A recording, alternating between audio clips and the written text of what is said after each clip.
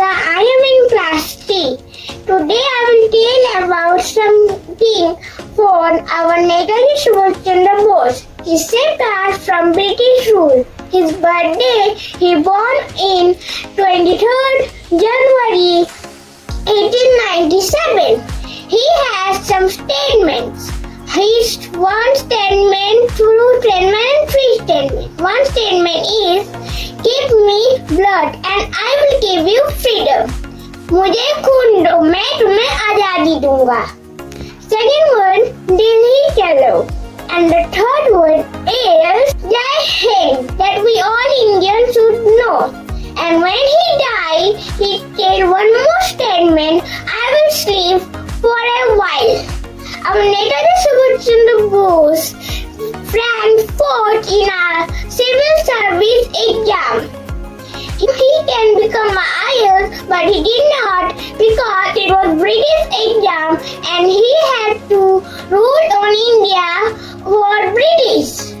So we can all force he did not go and become the IAS of British, but he become his own Indians police and power to save us. He don't wanted that British would rule now also. I thank the Netaji Subhash Chandra Bose who saved us from British rule. Thank you. আজকে যদি আমরা সুভাষচন্দ্র বোস 23শে জানুয়ারি আমরা জানি তার জন্মদিবস, তাকে যদি আমরা একটু ভালো করে দেখি তাহলে আমরা বুঝতে পারবো যে তিনি কত বড় বীর যোদ্ধা ছিলেন। কি বলছি বুঝতে পারছো? সুভাষচন্দ্র বোসের জন্ম হয়েছিল কত সালে জানো? 1800 কত? এনিবডি? সুভাষচন্দ্র বোসের জন্ম 1897, ঠিক আছে। এই 1897 তিনি জন্মগ্রহণ করেছিলেন। তিনি কোনখানে জন্মগ্রহণ করেছিলেন? উড়িষ্যার কটকে। তাহলে সুভাষচন্দ্র বোস, তাকে আমরা বাঙালি বলছি, তিনি উড়িষ্যায় জন্মগ্রহণ করেছেন, তাকে তো উড়িয়া বলছি না। কিসের জন্য? এই যে 1897, সেই 1897 সালে উড়িষ্যা বলে আলাদা কিছু থাকেনি, সেটাই আমাদের বাংলারই আন্ডারে ছিল, বেঙ্গল প্রেসিডেন্সির আন্ডারে ছিল। কি বলছি বুঝতে পারছো? তাহলে তার জন্য আমরা বলি যে এই যে সুভাষচন্দ্র বোস তিনি আমাদের বাংলাতে জন্মগ্রহণ করেছিলেন সেই সময়ের অনুযায়ী, কিন্তু অ্যাকচুয়ালি তিনি জন্মগ্রহণ করেছিলেন উড়িষ্যার কটকে, ঠিক আছে।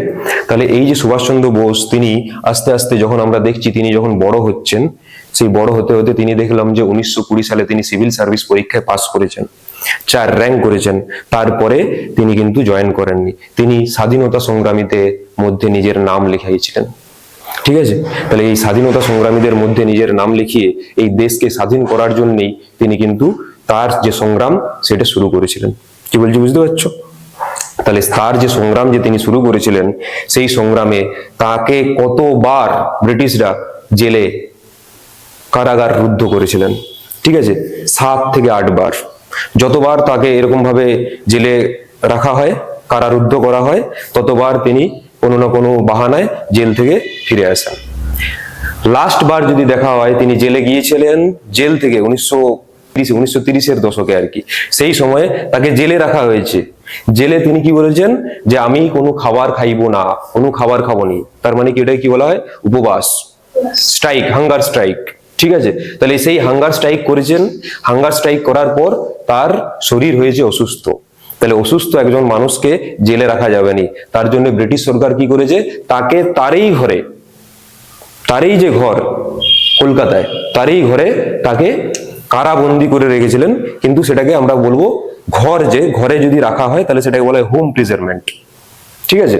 তাহলে সেই ঘরে তাকে রাখা হয়েছিল। অনেকদিন রাখার পরে শক্ত পাহারাদার ছিল সেইখানে তার ঘরকে জুড়ে, ঠিক আছে, ইংরেজদের, ব্রিটিশদের। কিন্তু তাদের চোখে ধুলো দিয়ে তিনি সেই ঘর থেকে বেরিয়ে গেছেন, ঠিক আছে। বেরিয়ে যাওয়ার পরে তিনি যাচ্ছেন কোথায়? কাবুল। কাবুল মানে কি? আফগানিস্তান, তারপরে রাশিয়া থেকে জার্মানি, জার্মানি থেকে জাপান। এই যে একজন ব্যক্তি যার জন্ম হয়েছে 1897, এই 1897 তার জন্ম হয়েছে, তার মৃত্যু আমরা জানিনি এখনো কবে, তাই না? তার কারণ তার মৃত্যু হয়নি, তাই তো নাকি? হ্যাঁ, হয়েছে? কবে হয়েছে কেউ আমরা জানিনি, তাই না? তাহলে এই রকম একজন ব্যক্তি যার মৃত্যু সম্পর্কে সমগ্র মানুষের কোনো আইডিয়া, কোনো ধারণা নাই, তাহলে তাকে জানতে গেলে, তাকে বুঝতে গেলে শুধু একটা দেশকে দেখলে হবে না, তাই না?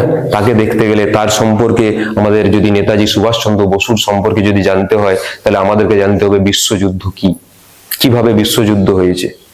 বিশ্বযুদ্ধ কটা? দুটা, প্রথম বিশ্বযুদ্ধ আর দ্বিতীয় বিশ্বযুদ্ধ। সেই প্রথম বিশ্বযুদ্ধ, দ্বিতীয় বিশ্বযুদ্ধ, সেইখানে সুভাষচন্দ্র বসুর ভূমিকা কি, এই সমস্ত জিনিস যদি আমরা দেখি, তাহলে আমরা বুঝতে পারবো যে সুভাষচন্দ্র বসু তিনি আসলে কি ছিলেন। কি বলছি বুঝতে পারছো? তাহলে সেইটার জন্য আমি ছোট্ট করে তোমাদের একটু বোঝানোর চেষ্টা করি, তোমরা বুঝো।